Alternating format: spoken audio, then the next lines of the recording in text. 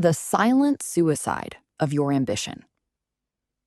Imagine the most incredible idea you've ever had. It's 3 a.m., the room is freezing, and your heart is hammering against your ribs like a trapped bird. You can practically see the finished product, the business, the body, the life, glowing in the dark right in front of you.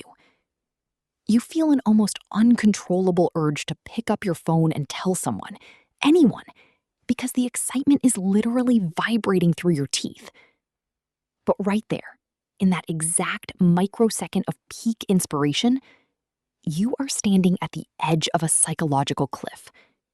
If you open your mouth, the dream dies. Most people think sharing a goal creates accountability, but they couldn't be more wrong. In reality, telling someone your plans triggers a chemical release in your brain that mimics the feeling of actually achieving them. You've just committed a silent suicide of your own ambition before you even laced up your shoes. The air in the room changed the moment I told him. My friend leaned back in his chair, the smell of burnt roasted coffee beans hanging heavy between us, and he gave me that look. It's the look of genuine, supportive pride. "That's amazing, man. You're gonna crush it," he said. And I felt a warm, golden wave of dopamine wash over my brain.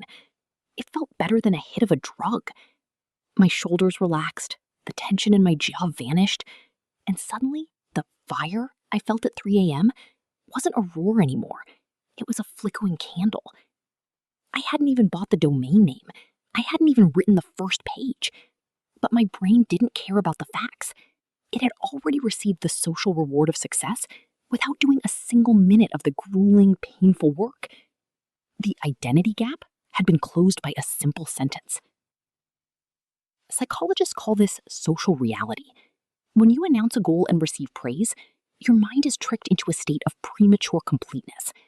You start to believe you are already the person you want to become, which sounds like a good thing until you realize your brain's primary job is energy conservation. Why would it spend the massive amount of effort required to actually build something when it's already gotten the prize? I watched a man in a crowded airport lounge once. He was loudly telling a stranger about the novel he was writing. He described the characters with such vivid, sweaty intensity that he was... There was a guy I knew back in college who disappeared for 6 months. No Instagram updates, no working on something big posts, no presence at the Friday night bars where we all sat around talking about our visions. We all thought he'd dropped out or given up. We joked about him behind his back, feeling superior in our constant, noisy activity. Then, on a random Tuesday, he walked into the common room and handed out a physical product he designed, patented, and manufactured.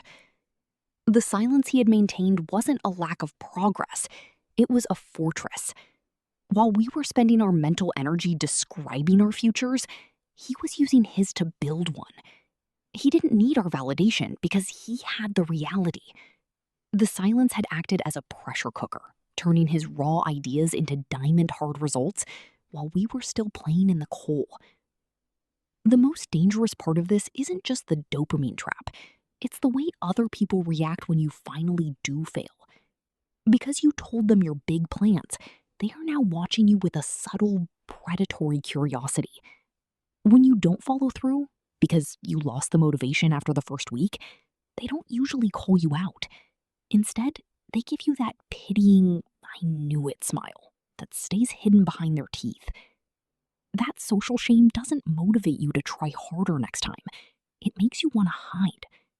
You become a person who talks big and delivers small, and eventually you stop believing your own words. Your subconscious begins to treat your declarations as lies. You lose the ability to trust yourself, and that is a psychological wound that can take decades to heal, or worse, never heal at all. But there is a darker tone to this story that most people refuse to acknowledge. Sometimes the people you love don't want you to succeed, even if they don't realize it themselves. When you share your dream, you're holding up a mirror to their own stagnation. By telling them your plan, you give them a chance to subtly poke holes in it under the guise of being realistic or playing devil's advocate. They'll mention the high failure rates or the friend of a friend who tried the same thing and went bankrupt. They aren't trying to help you. They are trying to protect their own ego from the threat of your potential success. By staying silent, you deny them the chance to poison the well. You keep the dream purely yours, protected in the dark where it can grow without being stepped